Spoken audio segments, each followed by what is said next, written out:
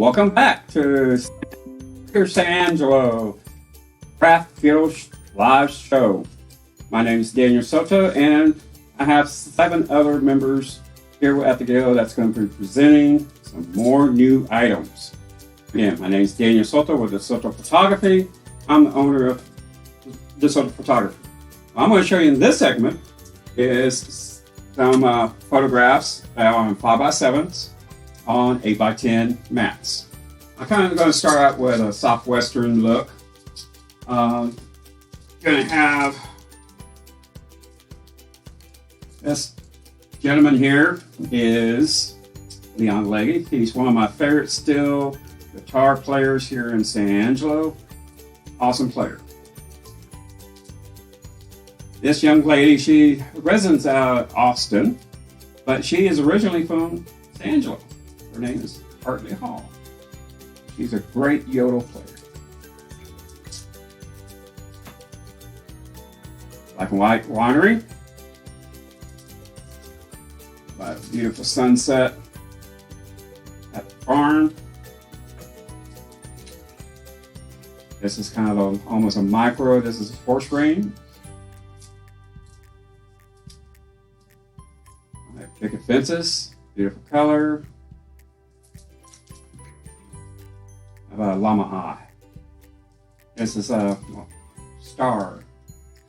She's a beautiful llama. Love the long eyelashes on her.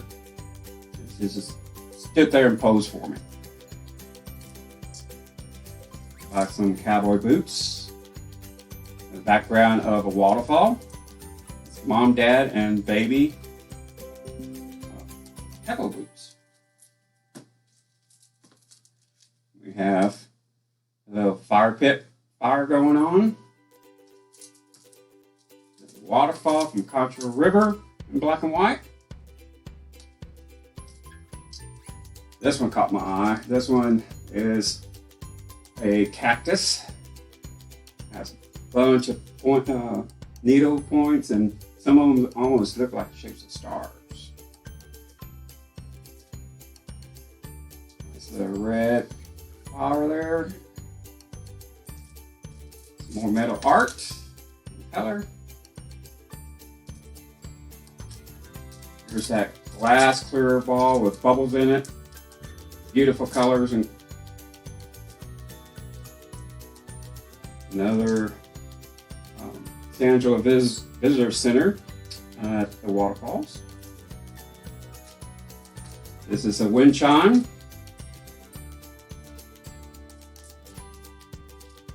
And our violin over a piano keys of abstract photography, looking down the keys, looking down the thread of the strings of the violin.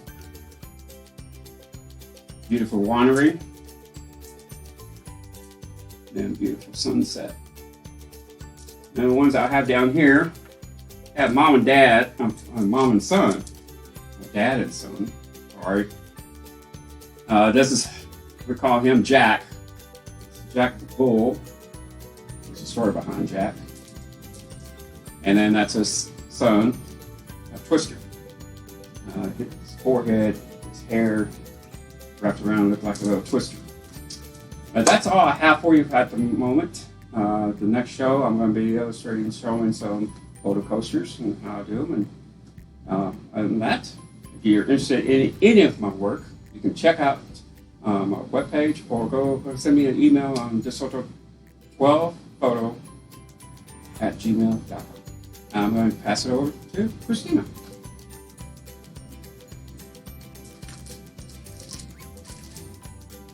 Hi there again. I'm Kristina with Kristina's Creations. This segment I'm going to share with you a few more of my paintings that I've done. And if you see anything you like, let me know. Send me a message at my Facebook page, Kristina's Creations 19, or check out my Etsy. My Etsy shop is Kristina's Creative Art. All one word, all run together. Creative spelled with a K. If you don't see something on my Etsy page that I have here, there are some that I haven't put on there yet.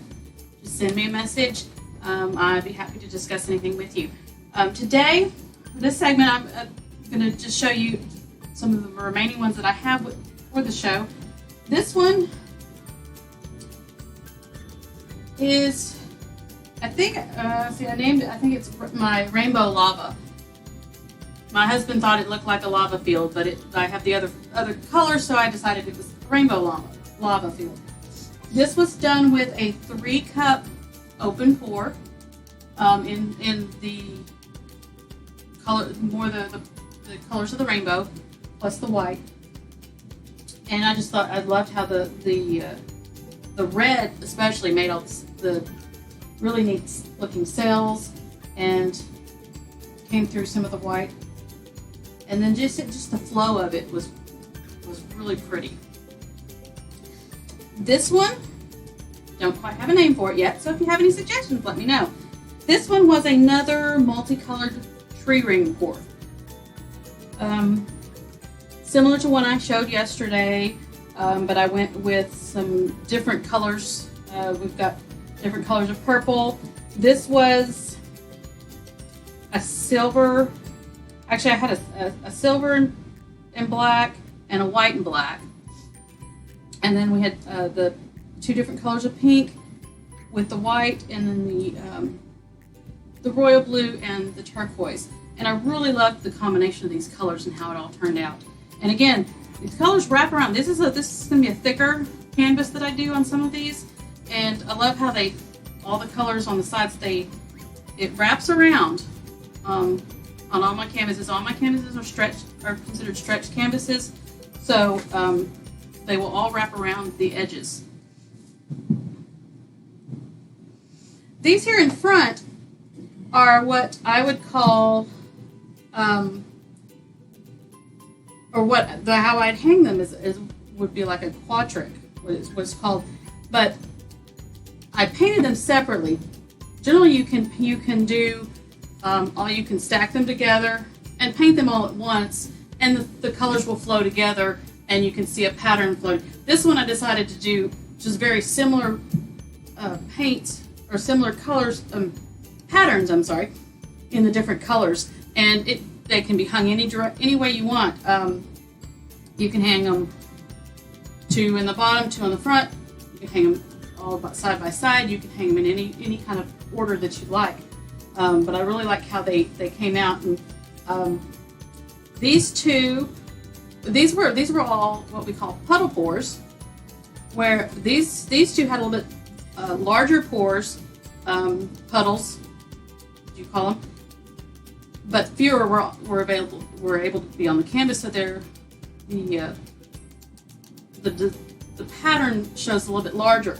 These were both done with smaller puddles, but more on the canvas, so that created that smaller effect. I kind of like the effect of mixing them up, not only with the colors, but with the size of the pours, the puddles. These are what we call a diptych. I believe that's how it's called. It's basically when you paint the 2 canvases as one, and then once you've let the paint spread, then you separate them. Generally, a lot of times you have a flow from one to another. This one didn't quite do as much flow, but you can kind of see where, if you put them together, where they originally matched. These were I just were playing with colors, and then I decided to add the glitter effect to both of them. I thought it made a neat effect. Kind of gave it a rocky, more of the sort of like a geode, but more that the different layers of rock. And those, I would hang those side by side as one painting. I can also do triptychs, which would be 3 canvases together. Again, the quadrics, and they just make really neat paintings that that you can see the flow from one to the other. Some of these behind me here are just some of my other ones that I've completed that I really like. This one is one of my favorites. I call it my psychedelic because of the way it came out. This one was actually made and designed with a protractor, creating circles, perfect circles all the way around, and we just went out from the center to the out of the corners, and then I let the paint flow together a little bit but that's how that was created. This one was another one of my bottle pours. This one looks more like what I wanted it, more like a flower. And then I have a few that I was really aiming to try to get more of a galaxy look to it. And these are I've got 2 hexagonal canvases. Again, these are all stretch canvases. This one and then the one on the wall. Take it down. And this one right here was actually originally what you call a Dutch pour, where you actually apply paint across it or what kind of pattern you want, and then you either have like black or a white solid, and you use a hairdryer to blow it over and create the patterns that way. As you can see, I would use black on that, and it ended up in the middle, which was an unusual aspect of this. So this one I do call my Black River.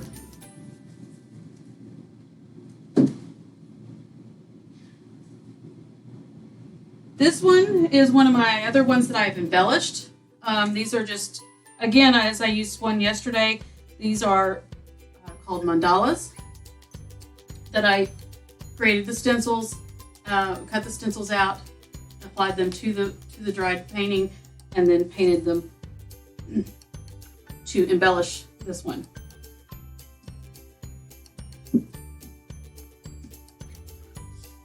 This one was just one of my favorites of my goal was to create the cells that have popped up everywhere.